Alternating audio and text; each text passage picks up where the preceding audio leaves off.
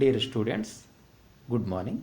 ఈరోజు మనం భారత జనాభా పెరుగుదల, దానికి కారణాలను, నివారణ చర్యల గురించి తెలుసుకుందాం. ఒక జాతి జీవుల సంఖ్యను జనాభా అంటారు. దేశమంటే మట్టి కాదు, దేశమంటే మనుషులు అని గురజాడ అప్పారావు గారు అనడం ద్వారా ఒక దేశంలో ప్రాంతం కంటే జనాభా అధికమైన విలువ కలిగి ఉంటారు. విద్య, ఆరోగ్యం, సాంకేతిక పరిజ్ఞానం కలిగిన మానవుల్ని మనం జనాభా అంటాము. ఇక మానవ వనరులు అంటాము. విద్య, ఆరోగ్యం, సాంకేతిక పరిజ్ఞానంపై చేసే వ్యయాన్ని లేదా పెట్టే పెట్టుబడిని మనం మానవ మూలధనం అంటాం. భూమిపై పుట్టే ప్రతి బిడ్డ ఆర్థిక నరకాన్ని పెంపొందించిన వాడు అవుతాడని మాల్థస్ పేర్కొనగా, భూమిపై పుట్టే ప్రతి బిడ్డ అభివృద్ధి కారకుడు అవుతాడని ఎడ్విన్ కానన్ పేర్కొన్నాడు. కుటుంబంలో ప్రతి జననం ఒక శుభగడియ, కానీ ఈ జననాలు అధికమైతే ఆ కుటుంబం, దేశం భరించలేవు అని మాలిని బాలసింగం హెచ్చరించడం జరిగింది.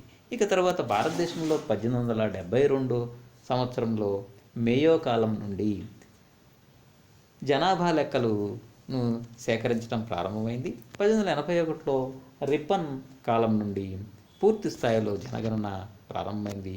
ప్రతి 10 సంవత్సరాలకు ఒకసారి జనాభా లెక్కలను సేకరించడం జరుగుతుంది.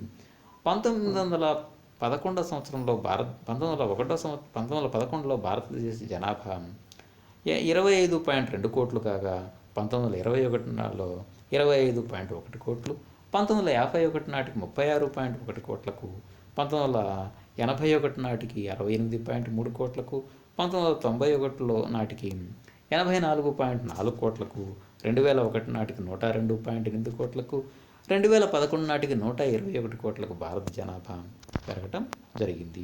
ఇక తర్వాత భారత జనాభా దశాబ్దాల వారీగా పరిశీలించినట్లయితే 1881 నుండి 1921 వరకు జనాభా పెరుగుదల కొంత స్తబ్దంగా ఉంది. ఈ 30 సంవత్సరాల కాల వ్యవధిలో భారత జనాభా 1.5 కోట్లు పెరగగా వార్షిక వృద్ధి రేటు 0.19% ఉంది. ఇక 1921 నుంచి 1951 మధ్య కాలంలో జనాభా పెరుగుదల క్రమంగా ఎక్కువైంది.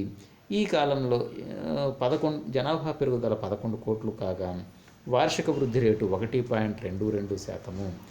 ఇక 1951 నుండి 1981 మధ్య కాలంలో జనాభా పెరుగుదల విపరీతంగా లేదా వేగంగా పెరిగింది. ఈ కాలంలో భారతదేశ జనాభా 32.2 కోట్లు పెరిగింది.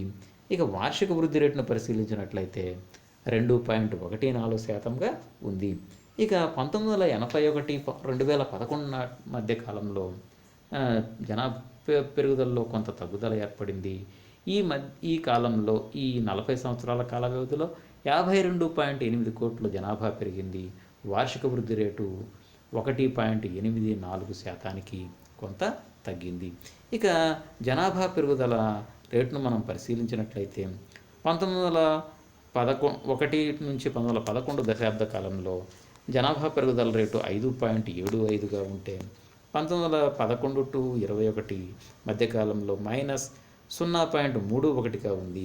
ఇక తర్వాత 1921-31 దశాబ్దంలో 11, అదేవిధంగా 1931-41 మధ్యకాలంలో 14.22%గా ఉంది.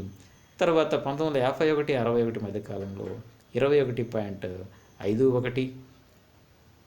1961-71 దశాబ్దంలో 24.8గా ఉంది. అదేవిధంగా 1971-81 మధ్యకాలంలో 24.56గా ఉంది. అంటే ఈ 1981 వరకు జనాభా పెరుగుదల విపరీతంగా ఉంది. అక్కడి నుంచి కొంత తగ్గడం ప్రారంభమైంది. క్రమంగా తగ్గుతూ 2001-2011 దశాబ్ద కాలంలో 17.72%గా జనాభా పెరుగుదల రేటు ఉంది. ఇక దీనికి ప్రధానమైన కారణము జననాల రేటు, మరణాల రేటుల మధ్య తేడాలు. ప్రతి 1000 మంది జనాభా గల జననాల సంఖ్యను జనన రేటు అంటారు. జననాల సంఖ్య బై జనాభా ఇంటూ 1000. ఇక మరణ రేటు ప్రతి 1000 మంది జనాభాలోకు గల మరణాల సంఖ్యను మరణ రేటు అంటాము. మరణ రేటు మరణాల సంఖ్య బై జనాభా ఇంటూ 1000.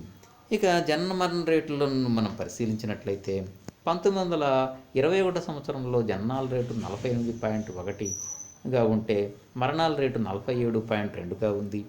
అంటే ఇక్కడ జననాల రేటు మరణాల రేటు ఎక్కువగా ఉన్నాయి, అందువలన జనాభా పెరుగుదల తక్కువగా ఉంది. ఇక 1951లో 51 నాటికి జననాల రేటు 39.9కి తగ్గింది. అయితే మరణాల రేటు 27.4 ఇంకా ఎక్కువగా తగ్గడం జరిగింది. ఇక జననాల రేటు మరణాల రేటు క్రమంగా తగ్గటాన్ని మనం పరిశీలించవచ్చు. అయితే జనన రేటు కంటే మరణాల రేటు ఎక్కువగా తగ్గటం వల్ల, లేదా మరణాల రేటు తో పోలిస్తే జనన రేటు ఎక్కువగా ఉండటం వల్ల భారతదేశంలో జనాభా పెరుగుదల విపరీతంగా ఏర్పడింది. దీనికి ప్రధాన కారణం జనాభా వృద్ధి రేటు ఎక్కువగా, అందువలన జనాభా వృద్ధి రేటు ఎక్కువగా ఉంది. ఒక నిర్దిష్ట ప్రాంతంలో పెరిగే జనాభాను జనాభా వృద్ధి రేటు అంటారు. జనాభా వృద్ధి రేటు జనాభా పెరుగుదల బై మొత్తం జనాభా ఇంటూ 100, ఇది దశాబ్ద వృద్ధి రేటును తెలియజేస్తుంది. ఇక దశాబ్ద వృద్ధి రేటును మనం ఇంతకుముందే పరిశీలించాము. ఇది క్రమంగా పెరిగి 2001-11 మధ్యకాలంలో 17.7కు తగ్గింది.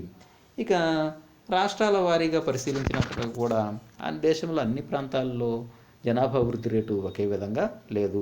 కొన్ని మేఘాలయలో 27.9, అరుణాచల్ ప్రదేశ్ 26, బీహార్ 25.4, కేరళ 4.9. అంటే కొన్ని రాష్ట్రాలు ఎక్కువగా ఉంటే మరి కేరళ లాంటి రాష్ట్రాల్లో తక్కువగా ఉంది. నాగాల్యాండ్లో రుణాత్మక జనాభా వృద్ధి రేటును మనం గమనించవచ్చు. గ్రామీణ ప్రాంతాల్లో 12.3గా జనాభా వృద్ధి రేటు ఉంటే పట్టణ ప్రాంతాల్లో 31.8గా ఉంది. ఇక ఆంధ్రప్రదేశ్లో జనాభా వృద్ధి రేటు 11గా ఉంది. భారతదేశంలో జనాభా పెరుగుదలకు గల కారణాలను పరిశీలించినట్లయితే జననాల రేటు ఎక్కువగా ఉండటం, మరణాల రేటు పెరగడమే దీనికి ప్రధానమైన కారణం.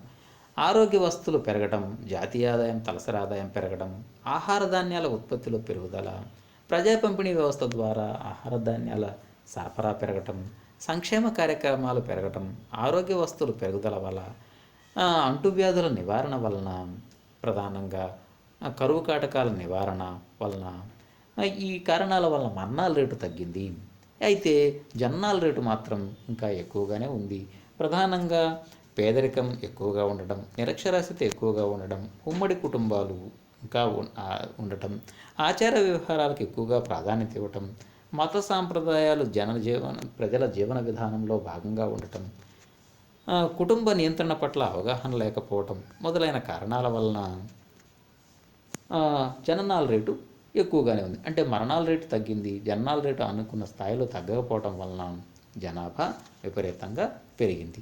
మరి జనాభా పెరుగుదలకు తీసుకోవాల్సిన నియంత్రణ చర్యలను పరిశీలించినట్లయితే కుటుంబ నియంత్రణ చర్యలను తీసుకోవటం, ప్రజలను చైతన్యవంతులను చేయటం, స్వచ్ఛంద సేవా సంస్థల ద్వారా కుటుంబ నియంత్రణకు ప్రయత్నించటం, కుటుంబ సంక్షేమ కార్యక్రమాలను చేపట్టడం, ప్రజల అవసరాలకు అనుగుణంగా కుటుంబ నియంత్రణ సాధనాలను అందించటం, ఆరోగ్య అవస్థాపన సౌకర్యాలను మెరుగుపరచడం, ఇంకా పేదరిక నిర్మూలన చేయటం, మాతృమరణాల రేటును తగ్గించటం, శిశు మరణాల రేటును తగ్గించటం, మొత్తం ప్రసూతి రేటును తగ్గించటం, ఆసుపత్రుల్లో జరిగే ప్రసవాల రేటును పెంచడం, ఇక తర్వాత జననాల రేటును తగ్గించటం, స్త్రీ పురుష నిష్పత్తిని పెంచడం, పౌష్టికాహార లభ్యతను పెంపొందించడం, బాలికల్లో మహిళల్లో రక్తహీనతను తగ్గించడం, వివాహ వయస్సును పెంచుకొనుటకు ప్రోత్సాహాలు కల్పించడం, అంటువ్యాధుల నిర్మూలన మొదలైన కార్యకలాపాల వలన జనాభా పెరుగుదలను